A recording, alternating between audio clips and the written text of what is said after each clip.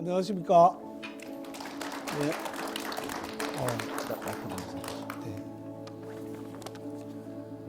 의원님 오늘 진짜 일정 바쁘신데 시간 내주셨다고 제가 전달 받았습니다. 자, 일단 인사 먼저 한번 해주실까요?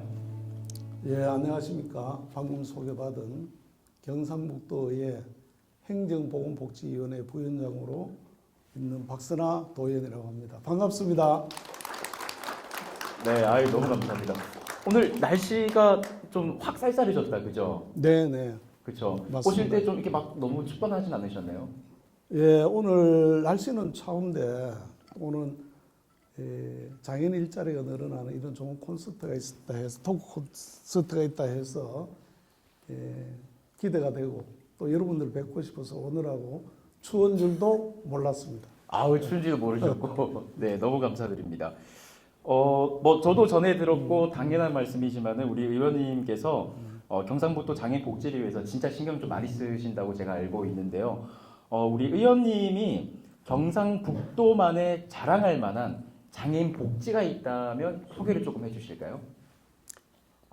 예, 뭐 사실은 이 질문에 대해서 답을 드린다면 우리 경상북도뿐만 아니고 전국의 이제 17개 강력시도라든지 그 외에 또 230개 정도 되는 시군구에서도 모두 이 장애인의 삶의 질 향상을 위해서 다각도로 노력하고 계십니다.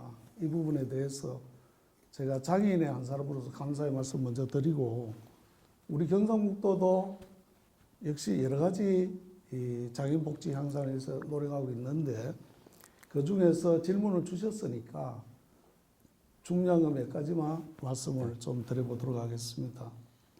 먼저 우리 경상북도에는 전국에서 없는 전국 최초의 여성장애복지관이 2015년부터 운영되고 있습니다.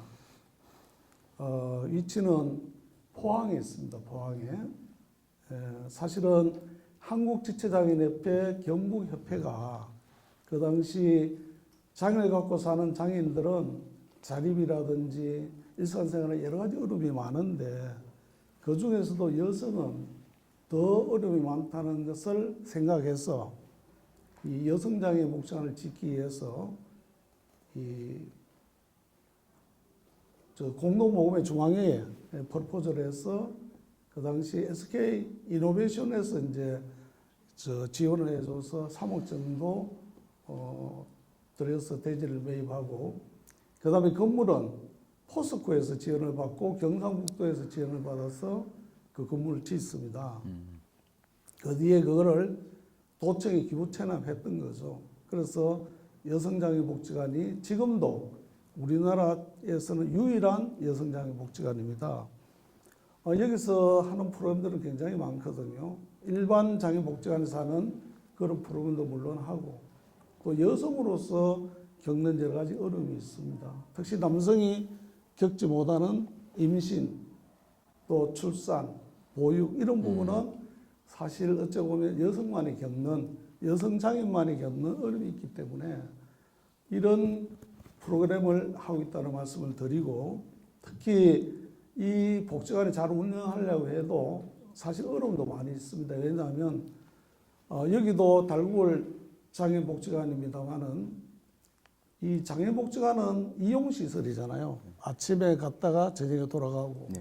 그런데 이제 광역 단위의 대구처럼 이런 데는 문제가 없지만 경상북도처럼 넓은 땅 23개 시군이 있는 이런 데에서는 저쪽 서쪽에서 김천에서 포항까지 가는 것, 또 멀리 북쪽에서는 영양이나 봉화에서 포항까지 가는 것, 남쪽에는 청도에서까지 가는 것, 이게 쉽지는 않습니다. 사실은 그런 어려움이 있는 것은 맞는데 그래서 이번에 포항에다가 기숙하면서 장애복지관을 이용할 수 있도록 우리 상임위에서 가서 부지 매입을 지금 추진하고 있습니다. 이제 그렇게 되면 시군 복지관에서 규모상 많은 클라이언트가 없을 때 거기서 하기 어려운 또 특수성이 있는 이런 문제는 여성장애복지관으로 이렇게 보내주시면 거기서 전문적인 서비스를 하려고 한다는 말씀을 드리고 그래서 작년에 제가 그 여성 장애인의 임신, 출산, 보육에 관한 조례를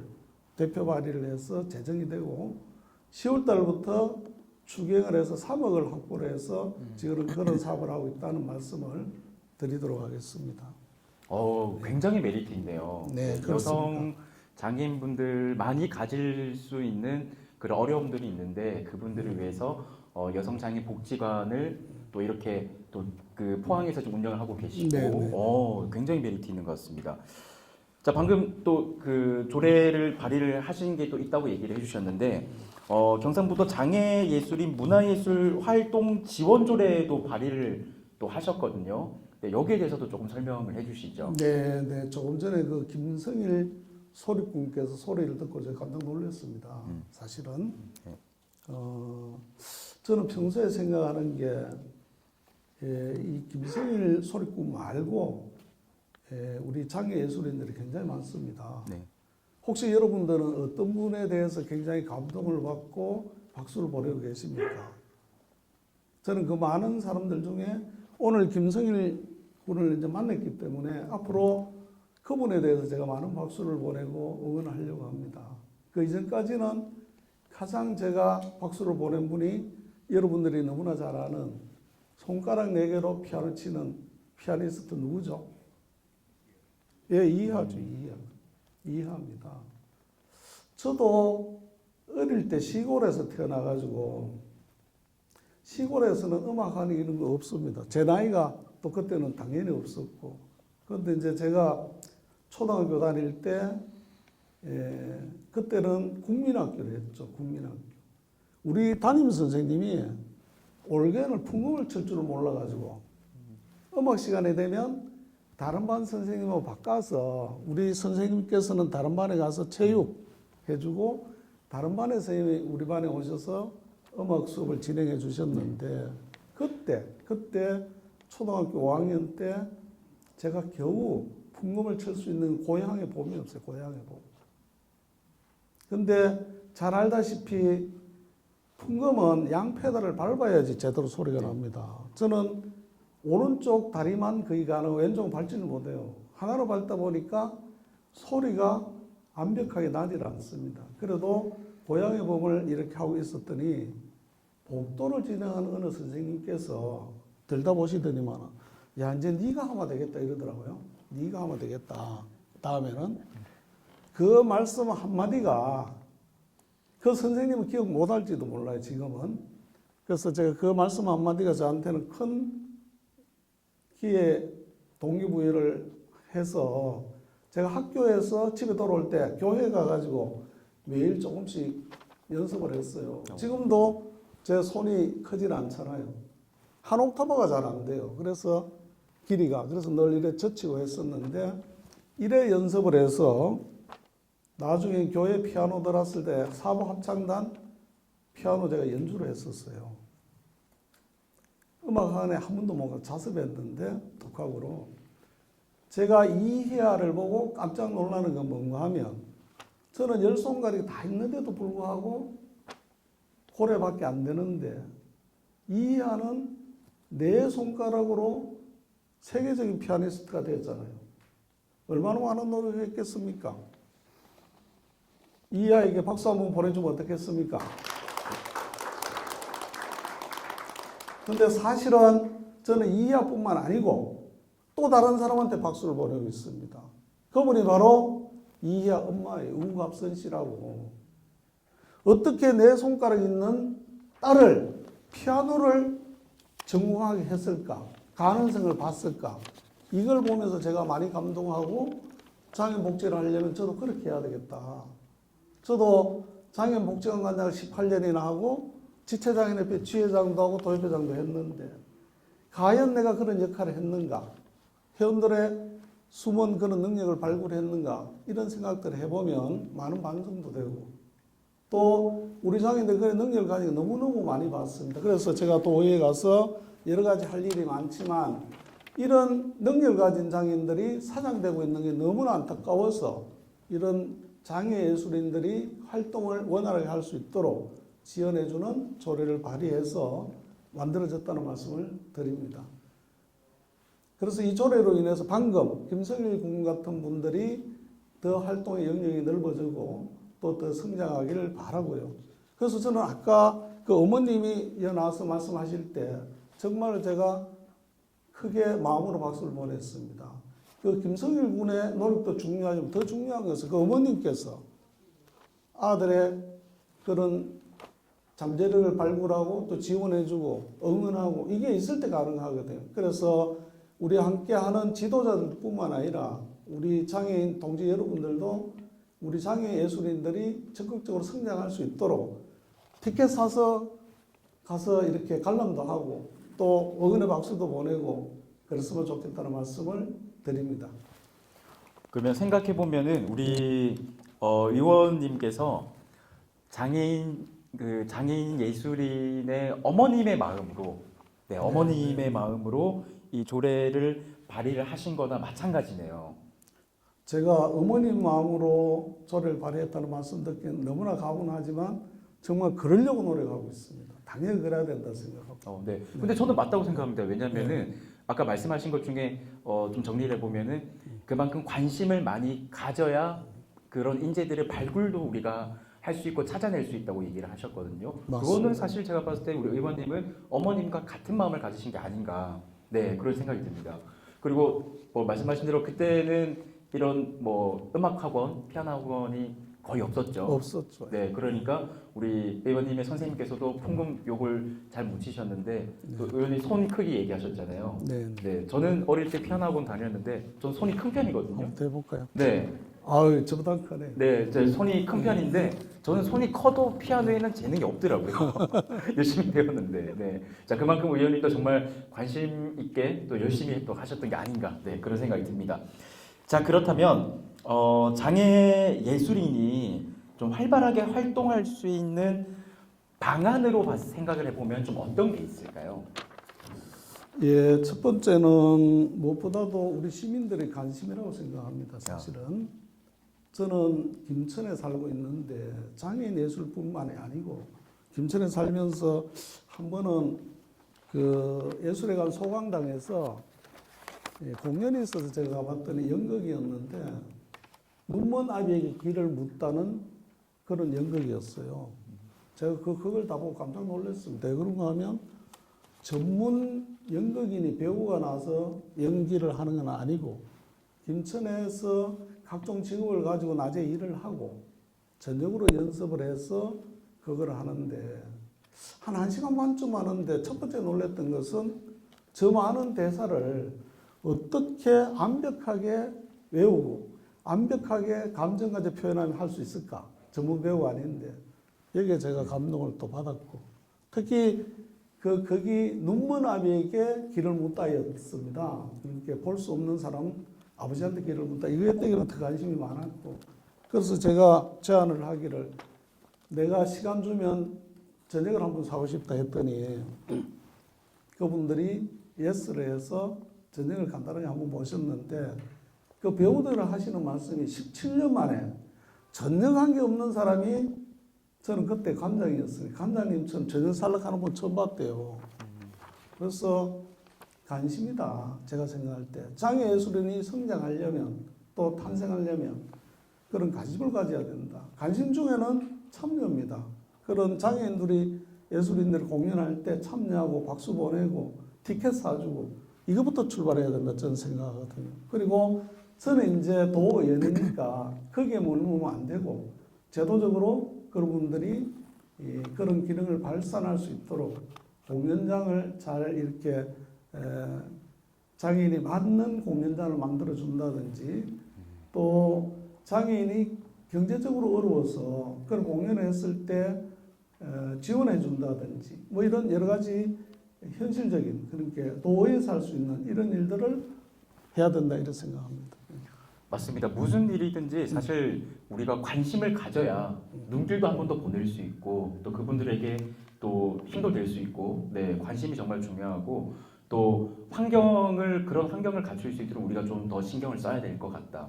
맞습니다. 이 장애인 예술인 분들이 그런 공연도 할 수 있고 하기 위해서는 물론 멋지고 정말 화려한 공연장은 많지만은 그분들에게 또 맞춤형 공연장도 정말 필요하다고 생각이 들거든요. 네. 환경도 필요하고. 네, 좋습니다. 자, 그러면은 우리 의원님께서 지금까지 경상북도의 다양한 장애인 복지를 위해서 조례를 많이 발의하셨잖아요. 뭐 장애 예술인이나 또 드론 교육도 제가 또 발의하신 걸로 알고 있는데, 그러면은 요게 마지막 질문이거든요. 솔직하게 말씀해 주시면 좋을 것 같습니다.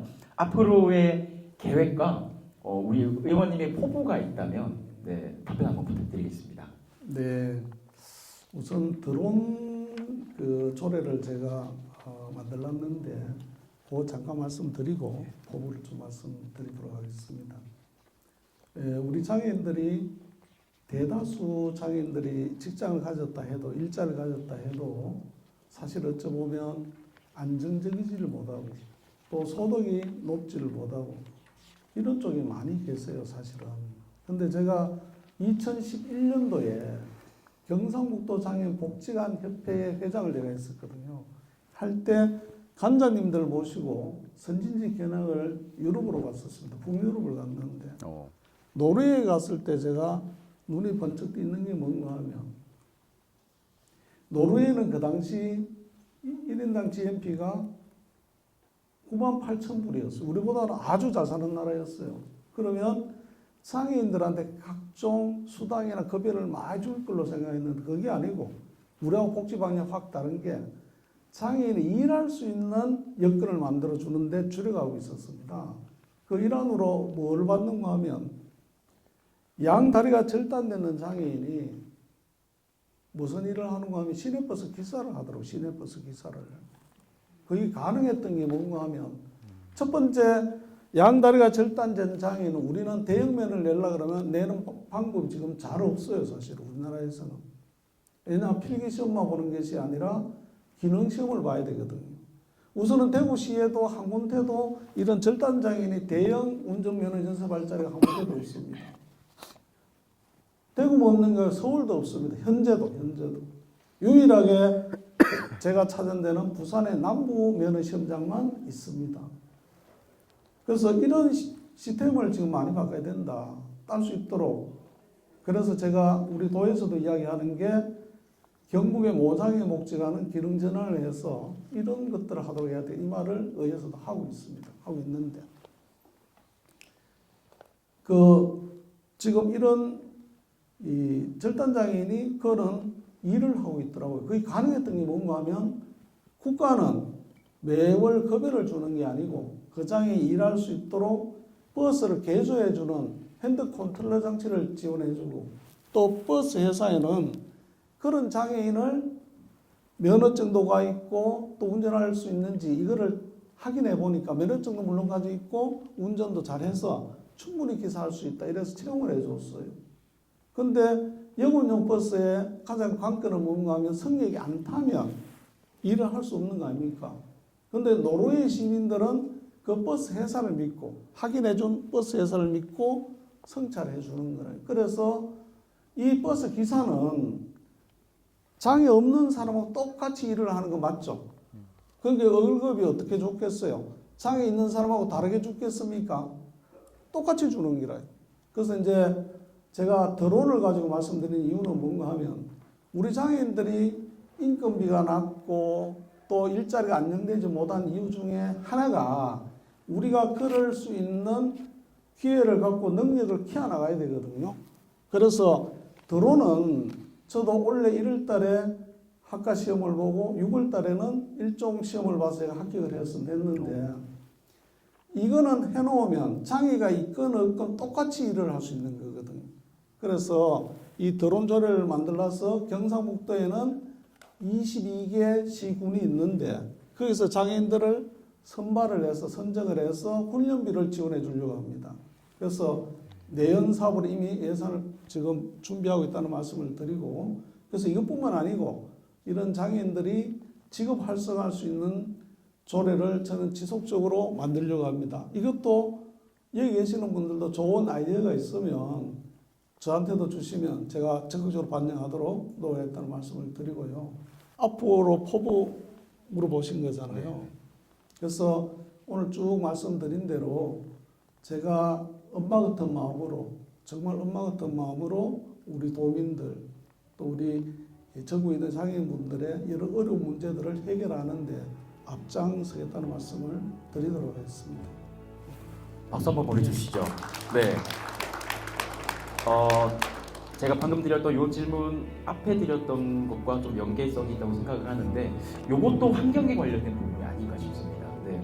뭐 우리가 의무적으로 그냥 일자리를 막 주고 하는 게 그것도 중요하겠지만은 우리 장애인들이 일을 할 수 있는 환경을 만드는 게 정말 중요하니까 제가 말씀하셨던 그 드론 부분도 그런 같은 맥락이라는 생각이 들고요. 네. 또 노래에 갔다 오셨던 그런 경험담까지 말씀해 주시면서 아주 와닿는 것 같습니다. 네. 자, 우리 경상북도 장애인분들을 위해서 정말 노력을 하고 계시고 또 앞으로도 엄마의 마음으로 정말 신경을 많이 써주실 것 같습니다. 우리 박선아 의원님께 앞으로도 정말 많은 관심 부탁드린다고 여러분들 뜨거운 박수 한번 부탁드리겠습니다. 예.